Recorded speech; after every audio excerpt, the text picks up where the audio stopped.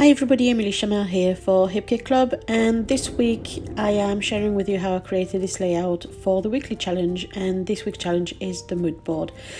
I have skipped over how I backed all of those beautiful shapes with papers. So these are different pattern papers from the Pocket Life kits as well as the main kit. I don't use a lot of the Pocket Life card, so this was a perfect way of using them and making the most out of the beautiful colours and pattern that come from those cards. So off camera I had bagged a lot of the shapes.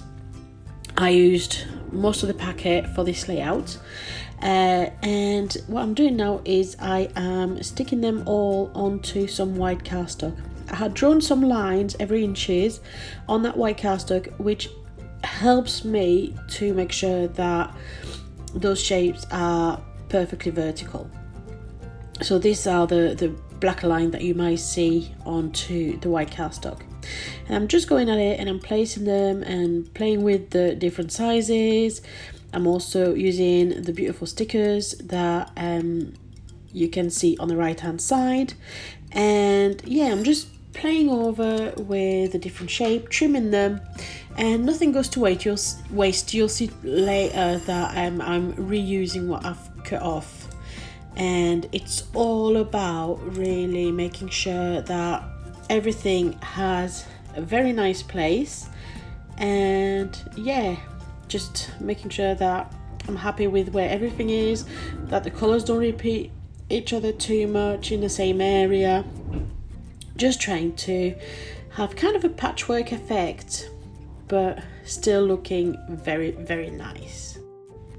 So I'm fast forwarding you a little bit through the placement of all those shapes, and now what I'm doing is I am removing all of the excess cardstock. So I'm using my trusty craft knife and I'm going around every single shape. The fact that these shapes are chipboard, it makes it easy to cut around. I didn't need to use a ruler. I just let my knife follow gently the shape, making sure that I don't damage the shape at the same time. But yeah, just making sure that I'm following all those shapes nicely. I'm removing as much of the white cardstock as I can, because although it's helping me to place my shapes and it's helping them to stay together, I just didn't like the look of it, so I wanted to make sure that it was all removed, all gone. The idea I had, to be completely honest with you, the idea I had when I started this layout was to have the whole layout covered up, but I realized I didn't like it fully covered up with all those shapes, and I did like the idea of having a little bit of peekaboo cardstock behind it. So I had to remove that white cardstock no matter what, because I had those black lines that I mentioned earlier, and you'll see it just turned out for the best in my opinion anyway, because I really like how it ended up looking.